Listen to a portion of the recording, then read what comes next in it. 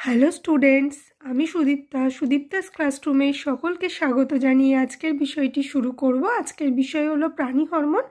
প্রাণী হরমোনের সম্পর্কে একটি সাধারণ ধারণা লাভ করব এবং প্রাণী হরমোনের কিছু বিশেষ বিশেষ বৈশিষ্ট্যাবলী সম্পর্কে আলোচনা করব। তো এটি বলার আগে একটা জিনিস উদাহরণের সাহায্যে বলি, তাহলে ভালোভাবে বুঝতে পারবে তোমরা যে আমরা ছোটবেলায় আমাদের দেহের আকৃতি আকার একরকম ছিল। এবার যত বড় হচ্ছি তত আমাদের কি হচ্ছে, দেহের গঠনগত পরিবর্তন ঘটছে। এই যে আমাদের শরীরের ওজন বৃদ্ধি, গঠনগত পরিবর্তন, হজম পদ্ধতি, বিভিন্ন রক্তচাপ নিয়ন্ত্রণ, এগুলো কিন্তু কাদের দ্বারা নিয়ন্ত্রিত হয়? এগুলো কিন্তু নিয়ন্ত্রিত হয় কিন্তু হরমোনের দ্বারা। এই হরমোনই কিন্তু আমাদের দেহের মধ্যে বিভিন্ন রাসায়নিক সমন্বয় সাধন করে এবং বিভিন্ন কার্যকলাপে সাহায্য করে। এই যদি হরমোনের কোনো গণ্ডগোল হয় তাহলে জানতে হবে যে আমাদের দেহে কিন্তু রক্তচাপ বেড়ে যাওয়া, কমে যাওয়া, বিভিন্ন রকমের অসুবিধার সৃষ্টি হতে পারে। তো পরে আমরা বিভিন্ন রকম ধরনের হরমোন সম্পর্কে এবং তাদের নির্দিষ্ট কাজ সম্পর্কে জানব। আজকে আমরা প্রথমে জানি যে প্রাণী হরমোনটা কোথা থেকে খরিত হয়, কোন কোন অংশ থেকে, শরীরের কোন কোন অংশ থেকে, এবং তাদের প্রকৃতি কীরূপ, তাদের কাজের ধরন কীরকম, এগুলো সম্পর্কে আমরা জানব। তো দেখো, প্রথমে আসি যে এই প্রাণী হরমোনের উৎস সম্পর্কে। প্রাণী হরমোন কোথা থেকে খরিত হয়? এই প্রাণী হরমোনগুলি সাধারণত কিন্তু অন্তঃক্ষরা গ্রন্থি বা অনাল গ্রন্থি থেকে সংশ্লেষিত ও খরিত হয়। কি হয়, এই গ্রন্থি থেকে খরিত হয়েই কি করে, ওরা কিন্তু ব্যাপন পদ্ধতিতে কিন্তু রক্তের মধ্যে মিশে যায় এবং বিভিন্ন অঙ্গের কাজ সম্পাদন করে। তো অনাল গ্রন্থি মানে কি? অনাল গ্রন্থি মানে হচ্ছে নালিকাবিহীন গ্রন্থি। তো এইরকম কিছু অন্তঃক্ষরা গ্রন্থি বা অনাল গ্রন্থি আমাদের দেহে উপস্থিত আছে, যেগুলো হচ্ছে যেমন হাইপোথ্যালামাস,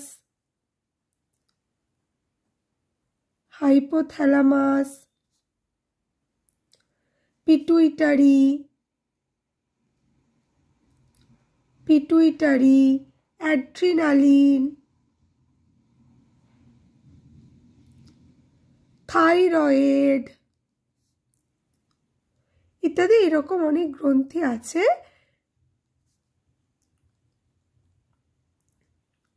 যেগুলো কিন্তু অন্তঃক্ষরা গ্রন্থি এবং যেগুলো থেকে হরমোন খরিত হয়। তো এর মধ্যে হচ্ছে, এগুলো আমরা পরে পড়বো, এগুলো প্রত্যেকটা গ্রন্থি থেকে যে হরমোন খরিত হয় সেগুলো সম্পর্কে আমরা জানবো এবং তারা কিভাবে কাজ করে সেগুলো সম্পর্কেও আমরা জানবো। তো এই হাইপোথ্যালামাস, এই গ্রন্থিটাকে কিন্তু প্রভু গ্রন্থির প্রভু বা সুপ্রিম কমান্ডার বলা হয়। হাইপোথ্যালামাসকে কিন্তু প্রভু গ্রন্থির প্রভু বা সুপ্রিম কমান্ডার বলা হয়, এবং এই পিটুইটারিকে কিন্তু বলা হয় প্রভু গ্রন্থি বা মাস্টার গ্ল্যান্ড। পিটুইটারিকে বলা হয় প্রভু গ্রন্থি বা মাস্টার গ্ল্যান্ড। তো এগুলো কেন বলা হয় আমরা নেক্সট ভিডিওতে আলোচনা করব। তো আজকে আমরা যেটা বলবো সেগুলো প্রাণী হরমোনের বৈশিষ্ট্যাবলীগুলো সম্পর্কে আলোচনা করে নিই। দেখো, প্রাণী হরমোনের রাসায়নিক প্রকৃতি কীরকম? রাসায়নিক প্রকৃতি কিন্তু বিভিন্ন রকমের হয়। বলছে প্রোটিন ধর্মী হতে পারে, গ্লাইকোপ্রোটিন ধর্মী, পেপটাইড ধর্মী, আয়োডিন ধর্মী, স্টেরয়েড ধর্মী, লিপিড ধর্মী এবং অ্যামাইনো ধর্মী, ক্যাটেকল অ্যামাইনো ধর্মী। তো প্রত্যেকের এই প্রোটিন ধর্মীর আন্ডারে কারা পড়ছে, গ্লাইকোপ্রোটিন ধর্মী কারা? তারা দেখো, প্রোটিন ধর্মীর মধ্যে আমরা যে হরমোনগুলোকে ফেলতে পারি সেগুলো হচ্ছে ইনসুলিন, গ্লুকাগন, এগুলো হচ্ছে প্রোটিন ধর্মী হরমোন। এবং গ্লাইকোপ্রোটিন ধর্মী হরমোন কোনগুলো?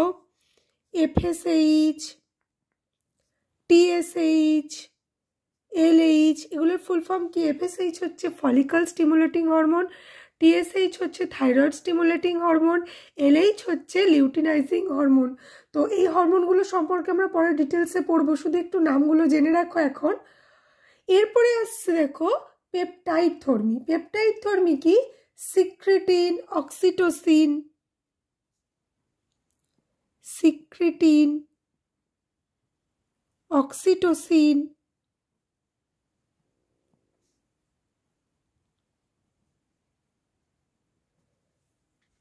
এই সিক্রেটিনই কিন্তু প্রথম আবিষ্কৃত প্রাণী হরমোন।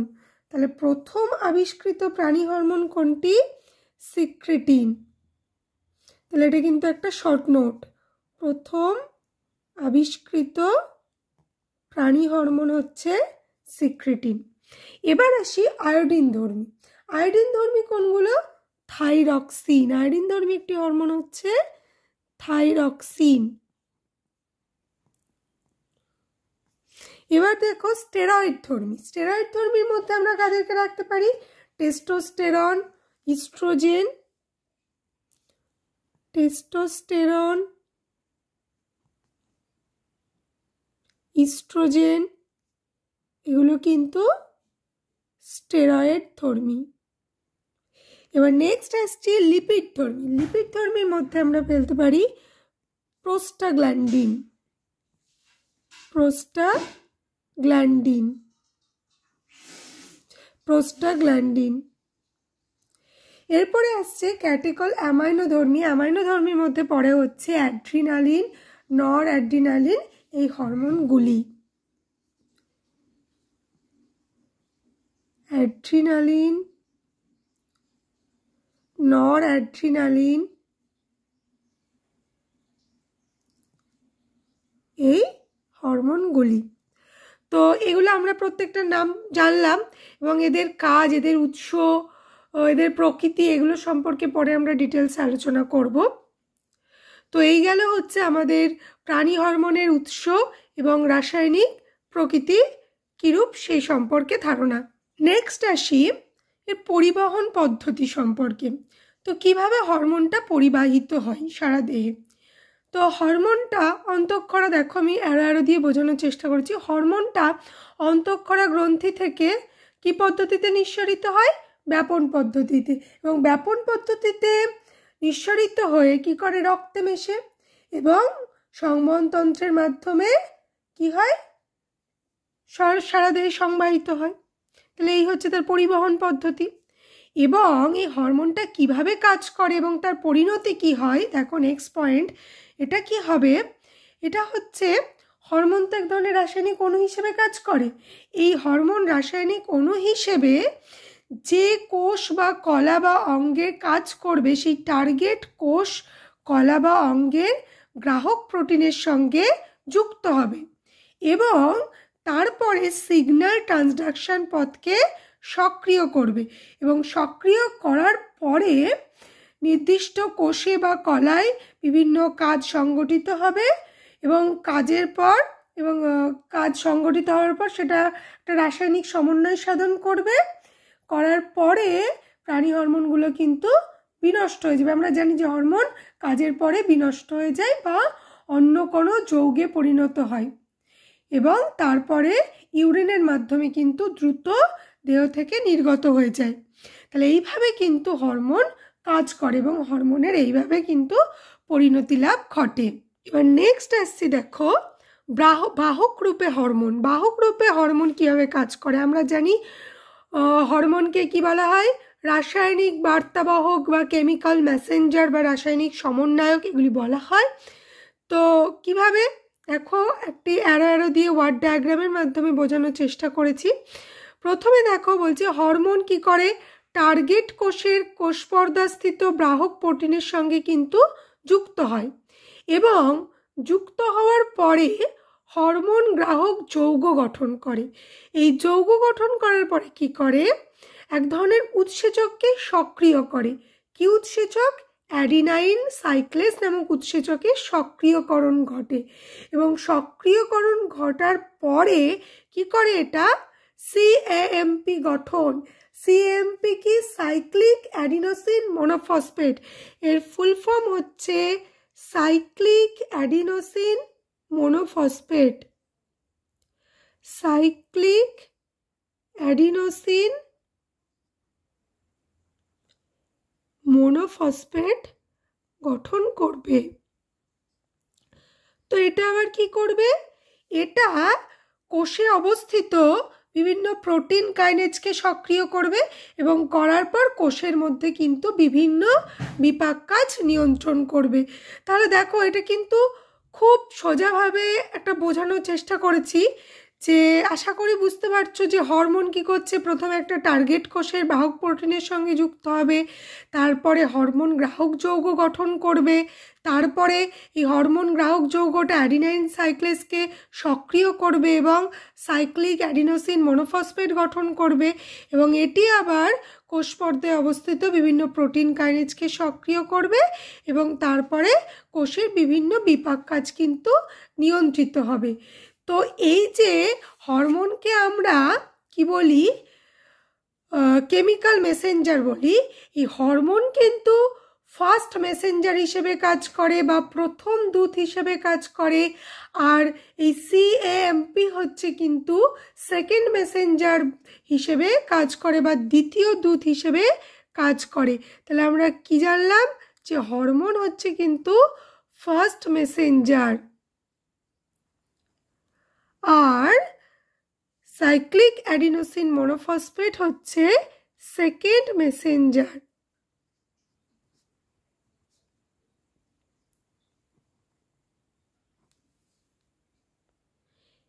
এবার আসি খুব ইম্পর্টেন্ট একটা জায়গা, ইম্পর্টেন্ট একটা পয়েন্ট, যে নিয়ন্ত্রক রূপে হরমোন বা হরমোনের ফিডব্যাক নিয়ন্ত্রণটা কি?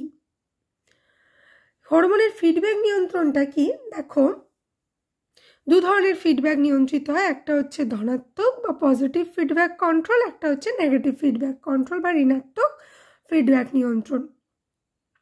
বলছে দেহের অভ্যন্তরে বিভিন্ন পরিবেশের স্থিতিশীলতা বজায় রাখতে কি হরমোন সাহায্য করে, এবং কোনো একটি হরমোন যখন কাজ করে তখন অপর হরমোন কিন্তু সেটাকে নিয়ন্ত্রণ করে।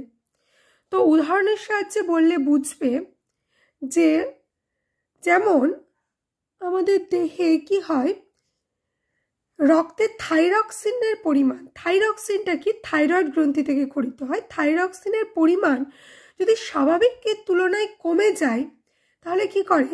থাইরক্সিন হাইপোথ্যালামাসকে সক্রিয় করে এবং টিআরএইচ এর ক্ষরণ বাড়ায়, এবং টিআরএইচ এর ক্ষরণ বাড়লে পিটুইটারি থেকে কিন্তু টিএসএইচ এর ক্ষরণও বাড়ে। এই টিএসএইচ কি করে? থাইরয়েড গ্রন্থিকে উদ্দীপিত করে এবং থাইরক্সিন ক্ষরণে সাহায্য করে। তাহলে দেখো, একটা ছবির সাহায্যে বোঝায়, ভালো বুঝতে পারবে। এটা হচ্ছে ধরো হাইপোথ্যালামাস, এটা হচ্ছে হাইপোথ্যালামাস। তো হাইপোথ্যালামাসের মধ্যে একটা হরমোন বললাম যে টিআরএইচ।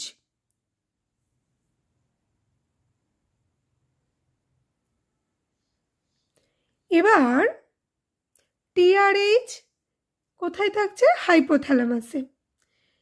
এরপরে দেখো নিচের এটা হচ্ছে পিটুইটারি গ্রন্থিকে বুঝিয়েছি, পিটুইটারি গ্রন্থি, এবং এর মধ্যে যে হরমোনটার কথা আমরা বললাম, প্রচুর হরমোন পিটুইটারি থেকে ক্ষরিত হয় এবং হাইপোথ্যালামাস থেকে বিভিন্ন রিলিজিং হরমোন ক্ষরিত হয়। তার মধ্যে আমরা যে উদাহরণটা নিয়েছি থাইরক্সিন এবং থাইরয়েড স্টিমুলেটিং হরমোন নিয়ে, সেটা দিয়ে আমি বোঝাচ্ছি। তো দেখো, এর মধ্যে কি টিএসএইচ হরমোন ধরলাম, আর এটাকে কি? এটাকে বলছি আমরা থাইরয়েড গ্রন্থি, থাইরয়েড গ্রন্থি। দেখো বলছে যখন, এবং এই থাইরয়েড গ্রন্থির মধ্যে কি আছে? বিভিন্ন থাইরক্সিন হরমোন আছে, যেমন T3, T4, ঠিক আছে, থাইরক্সিন হরমোনগুলোকে যে T3 T4 দিয়ে ডিনোট করলাম। তো বলছে যে যখন থাইরক্সিন হরমোনের ক্ষরণ কমে যায় থাইরয়েড গ্রন্থি থেকে, তখন কি করে থাইরক্সিন এই হাইপোথ্যালামাসকে সক্রিয় করে। প্রথমে এই হাইপোথ্যালামাস বা সুপ্রিম কমান্ডার বা প্রভু গ্রন্থির প্রভুকে সক্রিয় করে এবং সক্রিয় করে এই TRH হরমোনের ক্ষরণকে বাড়ায়।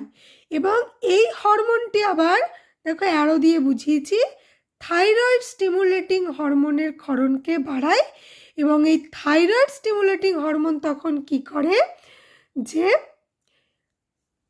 বিভিন্ন থাইরক্সিন হরমোন যেমন T3 T4 এই হরমোনগুলির ক্ষরণকে কিন্তু বাড়ায় এবং এগুলি ক্ষরণে সাহায্য করে। দেখো এখানে কিছু গোল গোল ডট দ্বারা বুঝিয়েছি, এগুলো কি, এগুলো হচ্ছে TSH গ্রাহক।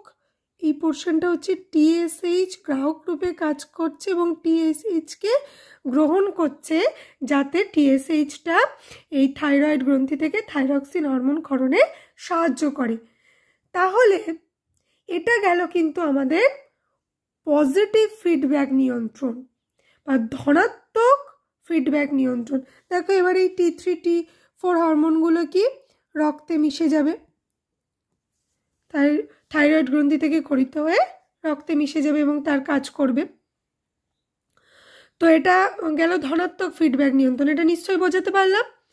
নেক্সট আসি দেখো ঋণাত্মক ফিডব্যাক নিয়ন্ত্রণ। ঋণাত্মক ফিডব্যাক নিয়ন্ত্রণটা কীরকম, ঠিক এর বিপরীত। যদি রক্তে থাইরক্সিনের পরিমাণ বেড়ে যায় তাহলে কি করে থাইরক্সিন এই TRH এবং TSH ক্ষরণকে বাধা দেয়, ঠিক বিপরীতভাবে এদের ক্ষরণকে বাধা দেয়। তাহলে বাধা দিলে পরে থাইরক্সিনের ক্ষরণও নিয়ন্ত্রিত হয়। তাহলে এটা হচ্ছে নেগেটিভ ফিডব্যাক নিয়ন্ত্রণ। তাহলে একদিকে গেল কি পজিটিভ ফিডব্যাক নিয়ন্ত্রণ আর একদিকে গেল হচ্ছে নেগেটিভ ফিডব্যাক নিয়ন্ত্রণ। তাহলে এটা কিন্তু অনেক সময় 2 নম্বরের কোশ্চেন হিসেবে আসতে পারে যে হরমোনের ফিডব্যাক নিয়ন্ত্রণ বলতে কি বোঝো, তখন কিন্তু তোমরা এবার উদাহরণের সাহায্যে বলতে পারো। তো এবার আমরা এর আগে উদ্ভিদ হরমোন সম্পর্কে পড়েছি, আবার আজকে আমরা প্রাণী হরমোন সম্পর্কে জানলাম। তাহলে এই দুটোর মধ্যে কিন্তু আমরা কম্পেয়ারও করতে পারবো যে উদ্ভিদ হরমোন কোথা থেকে ক্ষরিত হয়, প্রাণী হরমোন কোথা থেকে ক্ষরিত হয়। তাহলে আমরা উদ্ভিদ হরমোন কোথা থেকে ক্ষরিত হয় পড়েছিলাম, যে উদ্ভিদের বিভিন্ন বর্ধনশীল অঙ্গ, ভাজক কলা এগুলো থেকে ক্ষরিত হয়। এবং প্রাণী হরমোন কোথা থেকে ক্ষরিত হচ্ছে, বিভিন্ন অন্তঃক্ষরা গ্রন্থি বা অন্যান্য অন্তঃক্ষরা কোষ থেকে ক্ষরিত হচ্ছে। এবং উদ্ভিদ হরমোন কিসের মাধ্যমে পরিবাহিত হয়েছিল, জাইলেম এবং ফ্লোয়েমের মাধ্যমে পরিবাহিত হয়।